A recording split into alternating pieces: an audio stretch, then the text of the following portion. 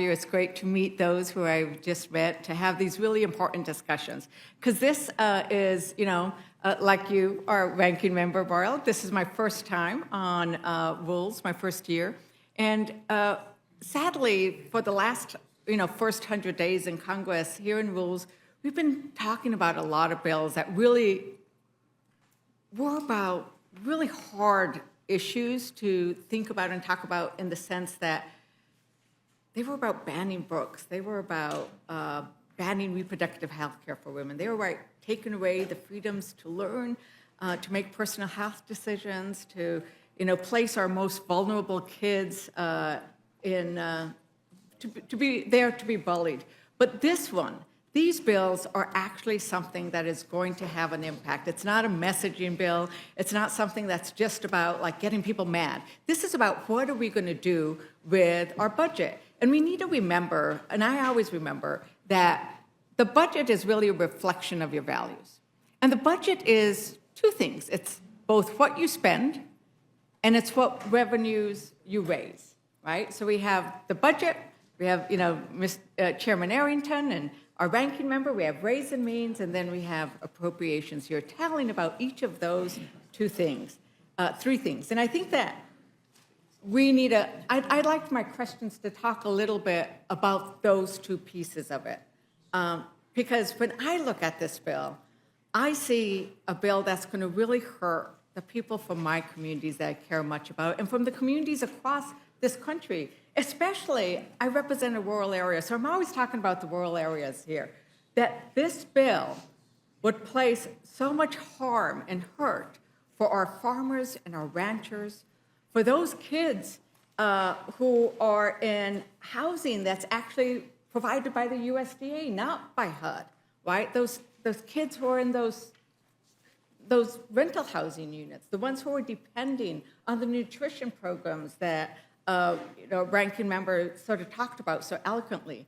And it reminded me, in thinking about those kids, from Oklahoma, I think, Mr. Chair, our Teacher of the Year award was from, the Teacher of the Year for America was from Oklahoma. And I loved her statement about there are no other people's children, right? So when we talk about the impact of this bill on children, we need to think about these children as our own. Because we are sitting here making decisions about what will happen to them. How will they be able to learn? How will they be able to get health care? How will they be able to use those $2 a meal to be fed and to not be hungry?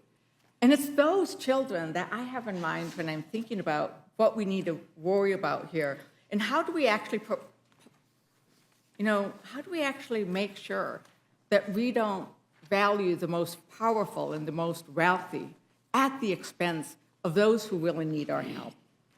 And that's why the idea that we are getting pushed towards this debt limit crisis is so scary. And Mr. Massey, I think the idea of being able to rename a bill would be great. And I think we should rename this, I heard it today, the Default on America bill. Because that is where we're headed if we continue on this path. But thinking about revenues, the Trump tax cut benefited the wealthiest among us, and that contributed nearly $2 trillion to the national debt. So that's on the side of where are we getting our revenues, and why do we even need to be having this conversation today? Part of it is the tax cuts to the wealthiest corporations have cut our revenues, and if we keep them in place, they will cut our revenues even further. So let's remember who is standing with those wealthy corporations wanting to keep those tax cuts in existence as we look down the road, and what that means for our children. And when we think about that, what we have done in the last 2 years is actually accomplish what we have heard they want to do today, which is reduce our deficit. Democrats realized a $1.4 trillion reduction while pulling us out of a real pandemic.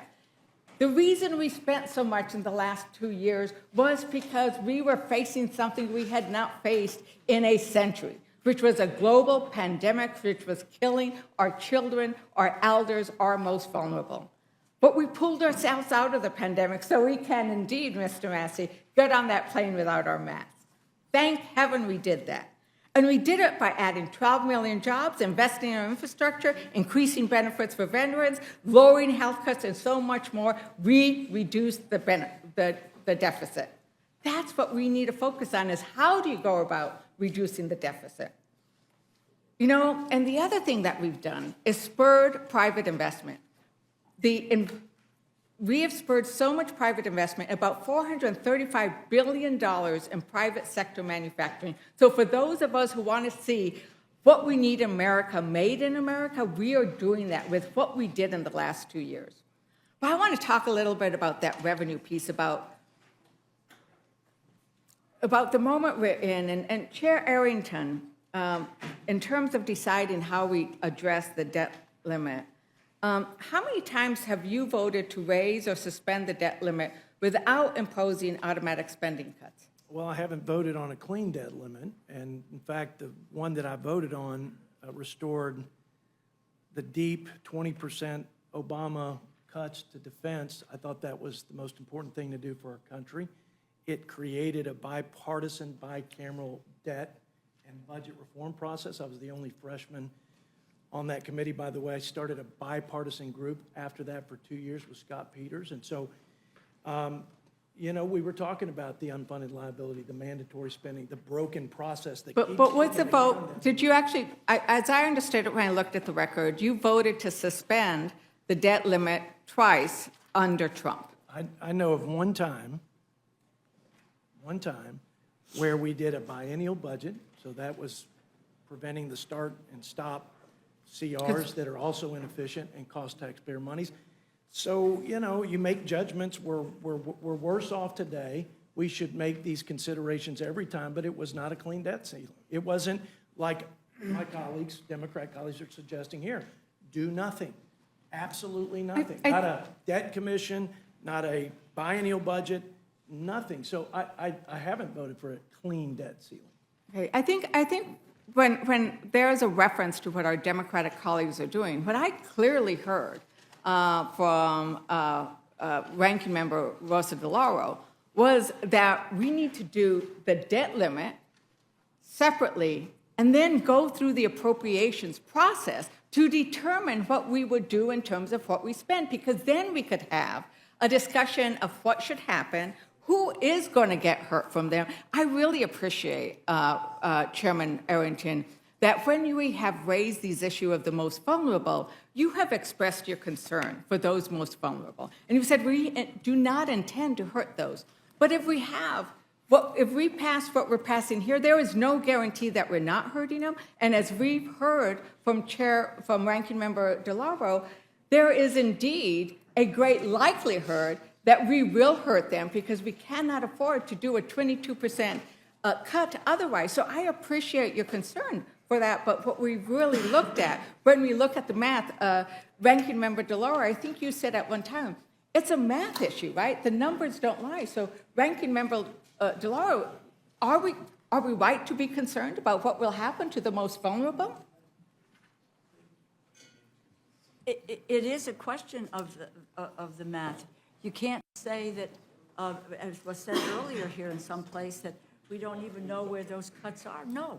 The dictate is that we will go to the 2022 numbers. It isn't 4 months. It is going beyond where the 2022, the 2020 numbers. And if you take if you take a look at what the percentage cuts are, and you take a look at $142 billion, and then what you need to do is you go through and you just say, what would this cut? And if you just take a look at all, and I asked all of the federal agencies to send me information about what the costs, the consequences would be. And it is a simple question of mathematics. You apply that dictate, that template to the budget across the board, and those are the numbers that you come up with. You can't. And then what hasn't been really discussed here much is the 10 years of 1% growth, which is extraordinary. And if you take a look at that, you're looking at 2033, where you're looking at, below the numbers that we are there now. So it is locking in not only the numbers now, but the percentage growth over that 10 years, which is really cutting the heart out of domestic investments, public investments. Again, it's the fact. Just apply the math to the budget and to the various programs and across the board. Now, if you're going to do it across the board, you take a look at defense. That is a 9% cut to defense. Is that good for you? So, Mr. Chair, we have been called to vote. Shall we take a break and so I can We continue will questioning? advise you when we need to take a break. You can continue your questions, but I'm we sorry. will advise you when we're going to Okay. recess. Great. I would just point out that this comes from the Department of Defense tonight, that our whole of government's response to, in other words, if some suggested that the Defense Department be exempt from such reductions and the entire burden fall on non-defense discretionary agencies, the cuts would be just as harmful, even if distributed differently. And that is coming from Michael McCord with the Department of Defense. So that. Thank you, and I would like to, and thank you very much for asking the different departments to set out what it looks like in real terms if we actually pass this bill. I asked unanimous consent to insert into the record a letter from the Department of Interior detailing how these cuts would endanger the lives of our constituents. They specifically note that a 22% cut in funding would result in a 40% cut in the number of firefighters they employ to respond to the record number of wildfires, and that it reverses the bipartisan efforts to build capacity in the wildland firefighting workforce.